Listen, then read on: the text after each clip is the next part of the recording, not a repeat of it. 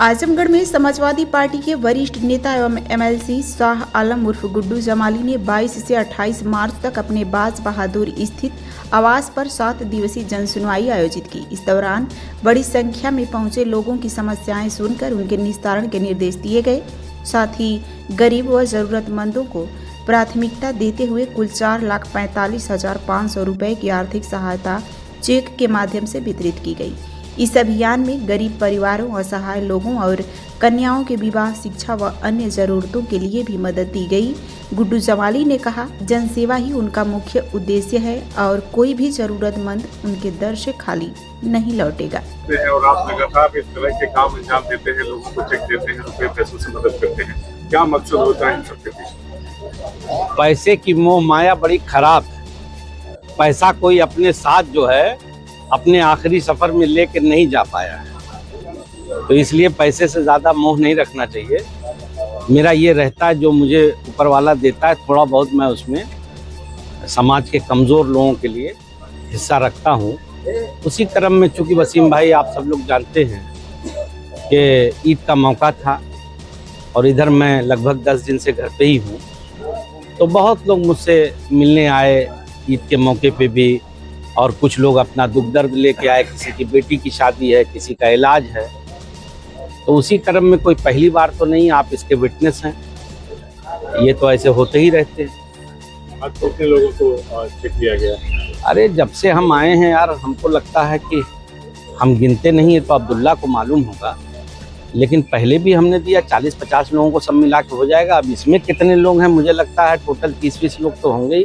मुझे exact number नहीं मालूम है, अब्दुल्ला को मालूम होगा, लेकिन मुझे लगता है 30-40 लोग से टोटल कम नहीं होगा। क्या आप इंसानियत की बहुत बड़ी खिदमत कर रहे हैं, तो क्या कहना है इसको लेकर? आप अपनी जिंदगी का मकसद जो है इसको क्या कहेंगे? ये मकसद बस इतना ही है कि जब आखिरी सफ़र पे जाएं तो थोड़ा आसानी से जाएं, है ना। ऊपर वाले को हिसाब थोड़ा उसमें ज़रा नरमी रहे कि भाई ठीक है, नेक बंदा है ना। देखो सही बताएं तो इसका कोई पॉलिटिक्स से बहुत लेना देना नहीं है। अब चूंकि हम लोग एमपी वो एमएलए और एमएलसी हो जाते हैं तो लोग उसको हर एंगल से पॉलिटिक्स देखते हैं। आप अगर पिछला खंगाल के देखेंगे मेरा इतिहास, तो जब मैं एमएलए नहीं था तब भी करता था, बस इतना ही फर्क था कि बहुत लोगों के उसमें नहीं आता था।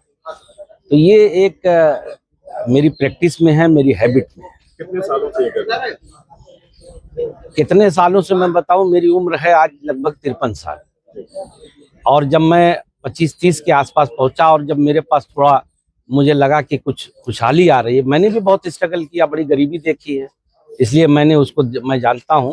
हालांकि ऐसा नहीं, मेरा परिवार पहले से सक्षम था, ऐसा नहीं कि मुझे कोई कमी है। मेरे पिताजी ने मुझे बहुत अच्छे से पाला, पढ़ाया, लिखाया, लेकिन फिर भी एक जो नौजवान होता है और स्ट्रगल करता है अपनी लाइफ में, तो वो मैंने भी देखा है। और जब मुझे ये लगा कि नहीं, मैं कुछ उसमें से कंट्रीब्यूट कर सकता हूँ, समाज को भी वापस कर सकता हूँ, तो मैंने उसको शुरू कर दिया था। उस वक्त से ही कर दिया था, पूरा जिला जानता है। और इसमें मैं कभी ये नहीं देखता कि मुझे, अब यहाँ जिले के बाहर से लोग आते हैं, गाजीपुर से, बनारस से, कोई इधर से आ जाता है जो मेरे जिले से लेना देना नहीं है, कहीं से भी आ जाते हैं, तो मैं कभी उसका नाम नहीं पूछता, धर्म नहीं पूछता, जाति नहीं पूछता। अगर मेरी आंखों ने ये महसूस कर लिया कि नहीं ये जेन्युइनली नीडी आदमी है, तो मैं उसमें को करने का प्रयास करता हूँ। और वसीम भाई, मैं आपके माध्यम से एक बात और कहना चाहता हूँ, ये एक सामाजिक समाज के लिए मैसेज है, खास तौर से बेटियों के लिए। बेटियां किसी भी की हों, किसी धर्म जाति की हों, बेटियां सबकी साझा हैं।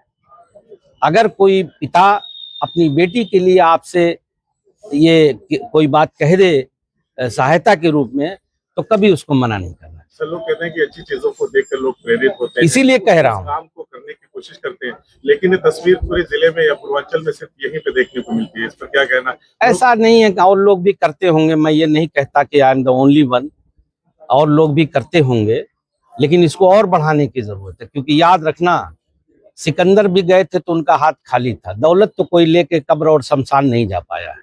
यही चीजें रहेंगी जो आपको कहते ना, बड़ा आदमी कोई दौलत से बनता है? दौलत तो बहुत लोगों के जो स्मगलिंग करते हैं उनके पास भी होती है। तो बड़ा आदमी वो है, अच्छा आदमी वो है समाज में जो अपनी दौलत से कुछ दूसरों का भी हिस्सा समाज को, ये दौलत कहाँ से आती है? इसी समाज से आपको मिली है। ये जो बिजनेस आप करते हैं या किसी कोई भी माध्यम है, इसी से आप इसको अर्न करते हैं, तो उसका कुछ हिस्सा अगर आप उसे वापस कर देते हैं किसी भी रूप में, तो वो एक तरीके से कहते हैं ना कि बैलेंस होता है। और मैं तो ये जब तक जिंदा हूँ करता रहूंगा। You take my word. मैं आज एमएलसी हूँ, कल ना रहूं, कुछ ना रहूं, तो भी शाह आलम रहूंगा और एक कंपनी का मालिक रहूंगा। और जब तक रहूंगा, जब तक मेरे क्षमता रहेगी, तब तक मैं करता रहूंगा। जिस दिन इस लायक नहीं रहूंगा, ईमानदारी से कह दूंगा कि भैया आप कंगाल हो गया, झूठा आदमी नहीं हो।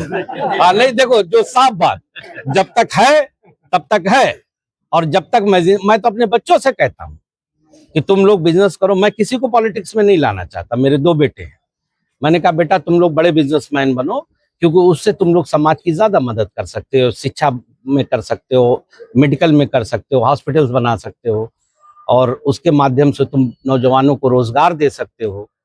तो अब है पॉलिटिकल सवाल, अखिलेश यादव जी कल दादरी से शुरू करने जा रहे हैं। मानेंगे नहीं आप अपना पॉलिटिकल सवाल लेके, है? तो सपा की क्या तैयारी है इस शुरुआत से? देखो सब बढ़िया तैयारी है। और कोई मैं एक लाइन में कह दूं, समाजवादी पार्टी 27 में सरकार बनाने जा रही है और जनता बनाएगी। हाँ।